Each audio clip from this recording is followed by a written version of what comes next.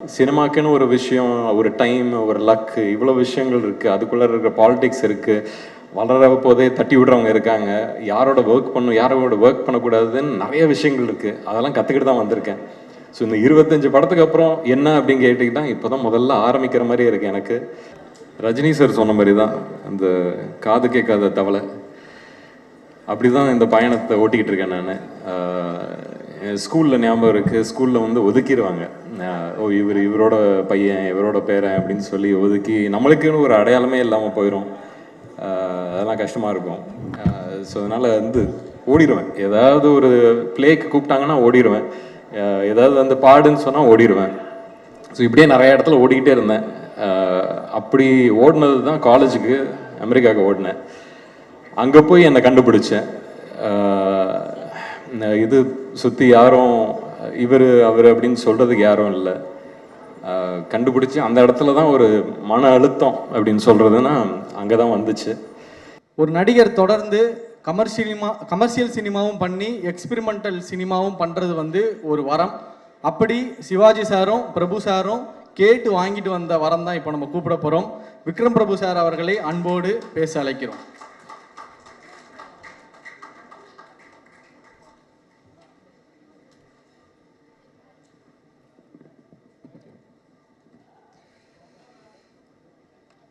எல்லாருக்கும் வணக்கம். நன்றியும் கூட. ரொம்ப சந்தோஷமாக இருக்குது. இன்றைக்கி இப்படி ஒரு அவார்ட் ஃபங்க்ஷன் பார்த்து ரொம்ப வருஷம் ஆச்சு எனக்கு. எங்கள் அப்பாவோட அவார்ட் ஃபங்க்ஷனுக்கு 1-2க்கு போயிருக்கேன். இன்றைக்கி வந்து நாங்கள் நடித்த படம் அதுக்கு அவார்டு கிடைக்குதுங்கிற போது ரொம்ப சந்தோஷமாக இருக்குது. தமிழ் சார் சொன்னீங்க, 4 வருஷம் ஆனதுக்கப்புறமும் சிறை ரிலீஸ் ஆச்சு, என் படம் ரிலீஸ் ஆன மாதிரி அப்படின்னு. அப்படி நினச்சாதான் ஒரு டீம் வின் பண்ண முடியுங்கிறதுக்கு உதாரணம் இந்த படம். நான் மட்டும் இல்லை, இப்போ அவார்டு வந்து வாங்கினவங்க, வாங்க போகிறவங்க எல்லாருமே இது வந்து அவங்களோட சினிமான்னு லைஃப் கொடுத்துருக்காங்க. ஸோ அவங்க எல்லாருக்குமே நன்றி.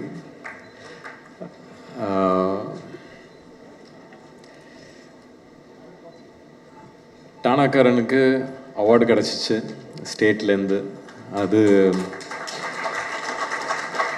அது எப்படி நடந்துச்சு என்னன்னு புரியல. ஏன்னா 25 டிசம்பர் 2025 25வது படம் எப்படி சிறையாக அமைஞ்சிச்சோ, ஒரு வெல்விஷர் ஃபோன் பண்ணி சொல்ல போது ஓ அப்படியா அப்படின்னு சொல்லி ஏற்றுக்கிட்டு வந்தது. அதுக்கப்புறம் படம் ரிலீஸ் ஆகி நல்லா போயிட்டுருக்கு. ஸ்டேட் அவார்டுன்னு சொல்லும்போது சரி, நம்மளுக்கு அன்னைக்கு எவ்வளோ உட்காந்து ஒரு அழுதுருப்போம் ஒரு டீமாக. இது வந்து ஒரு டபுள் சந்தோஷமாக வந்துருச்சுன்னு அன்றைக்கி வேண்டிக்கிட்டேன். அதான் அந்த கஷ்டத்துக்கு நான் வேண்டிக்கிட்டேன். பட் எல்லாமே அமைஞ்சிச்சு. அமைகிறதுக்கு நிறைய பேர் பொறுப்பு. அதில் அஃப்கோர்ஸ் லலித் சாரில் ஆரம்பித்து ஒரு நல்ல ப்ரொடியூசராக, இது என்னோட 25வது படம். எனக்கு ஆக்சுவலி நியூஸ் கிடைக்க போது நான் அவருக்கு தான் ஃபஸ்ட்டு ஃபோன் பண்ணேன். சார் இது வந்து என்னோட 25வது படம், கொஞ்சம் கூச்சமாக இருக்குது உங்ககிட்ட சொல்கிறதுக்கு, ஆனால் இதை பற்றி பேசலாமா அப்படின்னு நானே கேட்டேன் அவர்கிட்ட. இல்லை சார் நீங்கள் தாராளமாக பேசுங்க அப்படின்னு. அஃப்கோர்ஸ் அவரோட பையனையும் இன்ட்ரடியூஸ் பண்ணுறாங்க. இது மேலே போயிட போதோங்கிற ஒரு பயம் தான் எனக்கு. பட் அதான் அந்த ஒரு மனசார ஒரு நல்ல விஷயம் செய்ய போது அது கரெக்டாக போய் சேர்ற மாதிரி தான் இந்த படம் கரெக்டாக போய் செஞ்சிச்சு. அதுக்குள்ளே இருக்கிற விஷயங்கள் கரெக்டாக போய் செஞ்சிச்சு. ஸோ அதுக்கு வெரி கிரேட்ஃபுல். அண்ட் இது இப்போ சொன்னார் அப்பாவோட பேர், தாத்தாவோட பேர். ரஜினி சார் சொன்ன மாதிரி தான், அந்த காது கேட்காத தவளை அப்படி தான் இந்த பயணத்தை ஓட்டிக்கிட்டு இருக்கேன் நான். ஸ்கூலில் ஞாபகம் இருக்குது, ஸ்கூலில் வந்து ஒதுக்கிடுவாங்க. ஓ இவரோட பையன், இவரோட பேரன் அப்படின்னு சொல்லி ஒதுக்கி நம்மளுக்குன்னு ஒரு அடையாளமே இல்லாமல் போயிடும். அதெல்லாம் கஷ்டமாக இருக்கும். ஸோ அதனால் வந்து ஓடிடுவேன். ஏதாவது ஒரு பிளேக்கு கூப்பிட்டாங்கன்னா ஓடிடுவேன். ஏதாவது வந்து பாடுன்னு சொன்னால் ஓடிடுவேன். ஸோ இப்படியே நிறைய இடத்துல ஓடிக்கிட்டே இருந்தேன். அப்படி ஓடினது தான் காலேஜுக்கு அமெரிக்காவுக்கு ஓடினேன். அங்கே போய் என்னை கண்டுபிடிச்சேன். இது சுற்றி யாரும் அவர் அப்படின்னு சொல்கிறதுக்கு யாரும் இல்லை. கண்டுபிடிச்சி அந்த இடத்துல தான் ஒரு மன அழுத்தம் அப்படின்னு சொல்கிறதுன்னா அங்கே தான் வந்துச்சு. அது எல்லாத்தையும் கிடச்சதுக்கப்புறம் திருப்பி இங்கே வந்துட்டு சரி சினிமா தான் அப்படின்னு ப்ரூவ் பண்ணி உள்ளர வந்துட்டு சரி ஆனால் டைரெக்ஷன் போகலாம் அப்படிங்கிற ஒரு பயணத்தில் மாற்றி இங்கே இடித்து அங்கே அடைச்சி ஒரு மாதிரி எப்படியே வந்தாச்சு. வந்து ஆக்டிங் தான் பண்ணோம் அப்படின்னு சொல்லும்போது அப்போ டேய் இது உள்ளார வர இது எப்படி இருக்கும் தெரியும்ல அப்படின்னு அப்பா கிட்ட சொல்லாத விஷயம் தான் இன்றைக்கி பேசிகிட்டு இருக்கேன் இது வரைக்கும். அப்போல்லாம் ஓடினேன் ஒளிஞ்சேன் அப்படின்னு அன்னைக்கு அப்பா கிட்ட சொல்ல. ஆனால் இது அநேகமாக இன்றைக்கி அவங்களால வர முடியல, கோயம்புத்தூரில் இருக்காங்க. நிச்சயம் அதை பார்ப்பாங்கன்னு நம்புகிறேன். சொன்னேன் ஆமாப்பா இல்லை எனக்கு தெரியும், என்ன மாதிரி எதிர்பார்ப்பு இருக்குன்னு எனக்கு தெரியும், பார்த்துக்கிறேன் அப்படின்னு இறங்கினேன். அவங்களுக்கே தெரியாமல் கும்கின்னு ஒரு படம் போய் சைன் பண்ணேன். அதுக்கப்புறம் அவங்களுக்கு போய் சொன்னது தான் என்னடா ரெடியா ஓகேயா அப்படின்னு கேட்டாங்க. தெரியல பார்க்கலாம் அப்படின்னு சொல்லி இறங்கினது. பட் கும்கியில் ஆரம்பித்து இன்னைக்கு சிறை வரைக்கும் வந்திருக்கேன். அந்த காது கேட்காத தவளையாட்டம் தான் இது இவ்வளோ தூரம் வந்திருக்கேன். திருப்பியும்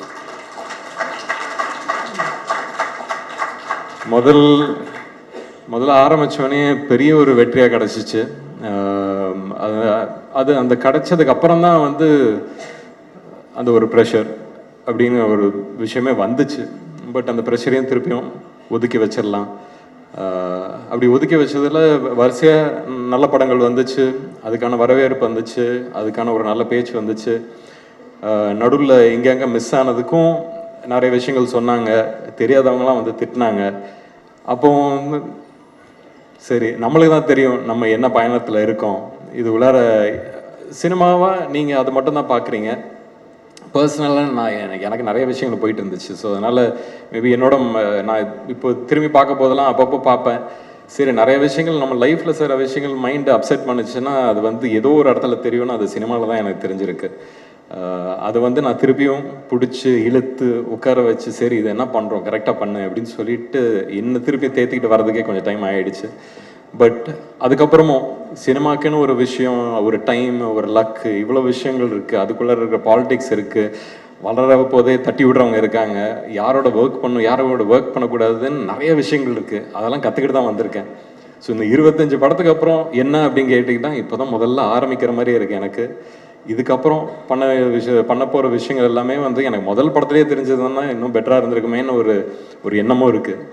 பட் அப்பா சொன்ன மாதிரியே தான் டேய் நான்லாம் வந்து உன்னை ஹெல்ப்லாம் பண்ண மாட்டேன், நீனே கற்றுக்கிட்டு வரணும் அப்படின்னு இப்போ கற்றுக்கிட்டு வந்திருக்கேன். இதுக்கு மேலே என்ன நடக்குது எது நடக்குதுன்னு நம்ம பார்க்கணும். பட் அதுக்கான ஒரு தைரியம் அன்றைக்கி எப்படி ஒரு கும்கி யானையை பிடிச்சிக்கிட்டு வா அப்படின்னு போன மாதிரி அந்த மாதிரி தான் இன்றைக்கி இண்டஸ்ட்ரியும் பிடிச்சிட்டு போயிட்டுருக்கேன். ஸோ அப்படி இந்த பயணத்தில் மீட் பண்ண இந்த சிறை டீம், நம்ம டானாக்காரன் தமிழ் சார் ரொம்ப கொடுத்து வச்சுருக்கேன். Lalit sir thank you sir for taking a movie like this.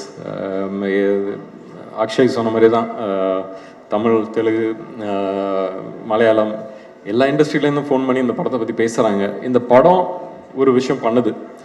ஒரு படம் என்ன பண்ணணுமோ, ஒரு கதை ஒருத்தர்கிட்ட அது போய் சேரப்போது அது என்ன பண்ணணுமோ அதை பண்ணுது. அதுதான் சிறை. அந்த இம்பேக்டுக்கு தான் நம்ம வந்து இந்த சினிமாங்கிறது அந்த ஆர்ட்டை பிடிச்சிக்கிட்டு எடுக்கிறோம்.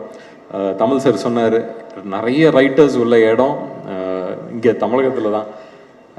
நம்மளுக்கு தான் பூர்வீகமாக லாங்குவேஜே நம்மளோடது தான். அப்போ ரைட்டர்ஸ் இங்கே தானே இருப்பாங்க. அந்த ரைட்டர்ஸ்க்கு வந்து கரெக்டான ஒரு வாய்ப்பு கிடச்சிதுன்னா நல்ல கதைகள் எடுத்துகிட்டு வர முடியும். நம்மளோட இண்டஸ்ட்ரி பற்றியும் பெருமையாக பேசலாம், பெருமைப்படலாம். ஸோ அதெல்லாம் நடக்கும்னு நம்புகிறேன் in the future. And again, thanks to every single one of you. Akshay, முதல் படத்துலேயே வர ஒரு சக்ஸஸ்ங்கிறது வந்து எப்படி எடுத்துக்கணும்னா, இப்போ இவங்களுக்குலாம் இப்போ பாகுபலி வந்துச்சு, இல்லை மகதீரா வந்துச்சுன்னு வச்சுக்கலாம். உங்களுக்கு அந்த மாதிரி ஒரு பட்டம் ஏற்கனவே உங்கள் கையில் வச்சுருக்கீங்கன்னு வச்சுங்க. அடுத்தடுத்து வர்றது 4 படம் ஆகுதோ இல்லை அடுத்த படமே ஆகுதோ அப்படிலாம் நினைக்காதீங்க. அது வரும், நடக்கும். எனக்கு என்னோட ஜேர்னியை வச்சு நான் உங்களுக்கு சொல்கிறேன், my experience. So let's keep it positive. நிறைய நெகட்டிவ் நடக்குது. ஸோ பாசிட்டிவாகவே யோசிப்போம், பாசிட்டிவாகவே பண்ணுவோம். அண்ட் எனக்கு ஒரு சின்ன ஆசை, நம்மளோட டீம் மெம்பர்ஸ் இங்கே எல்லாருமே ஒரு 5 minutes ஆனாலும் நீங்கள் எல்லாம் கொஞ்சம் ஸ்டேஜில் வந்தீங்கன்னா ஒரு பெரிய ஃபோட்டோ எடுத்துக்கலாம்னு நம்புகிறேன். ஏன்னா நான் ஃபஸ்ட் டே படம் ரிலீஸ் ஆகிற நாள் அன்னைக்கு ட்விட்டரில் போஸ்டரும் போட்டு அன்னைக்கு நம்ம ஃபங்க்ஷன் அன்னைக்கு இருந்த டீமோட ஃபோட்டோ போட்டு இது எங்களோட டீம் கிட்டேருந்துன்னு சொன்னேன். இன்றைக்கி வெற்றி அடைஞ்சாச்சு. ஸோ அதுக்காக நீங்கள் எல்லாருமே கொஞ்சம் ஸ்டேஜில் வந்து ஒரு புகைப்படமாக எடுத்தால் அது என்னோடய ஆஃபீஸில் நான் வச்சுப்பேன். ஸோ கொஞ்சம் எல்லாம் நம்ம சிறை டீம் எல்லாருமே கொஞ்சம் மேலே வாங்க. எல்லோரும் வாங்க. கம் வர்ஷினி, ஆக்டர்ஸ் எல்லாருமே நீங்கள் டீம்னு நினச்சிங்கன்னா மேலே வாங்க. நான் சொல்கிறது தேவையில்லை, வாங்க. லலித் சார்,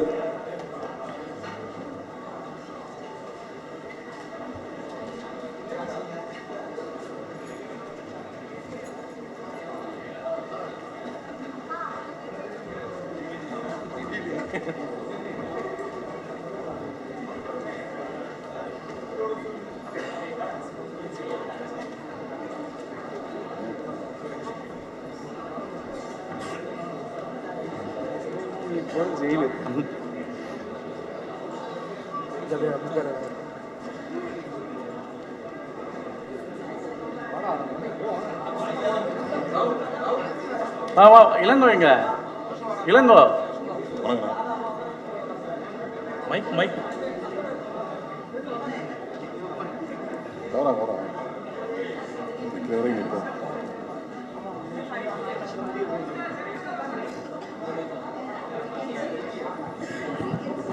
சிறை டீம் எல்லாரும் வந்தாச்சா? எல்லாரும் வந்தாச்சுல? ஓகே. ஃபர்ஸ்ட் போட்டோஸ், அதுக்கப்புறம் வீடியோஸ். போட்டோஸ் கீழே அப்படியே பாத்துருங்க.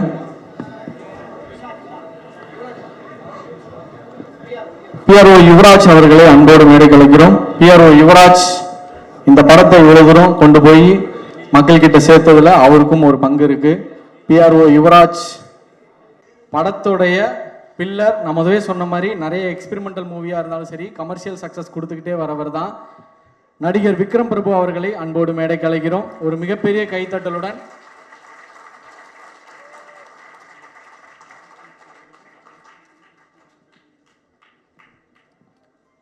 எல்கே அக்ஷய் குமார், ஒரு மிகப்பெரிய கைத்தட்டல் கொடுத்துடலாம். அனிஷ்மா அனில்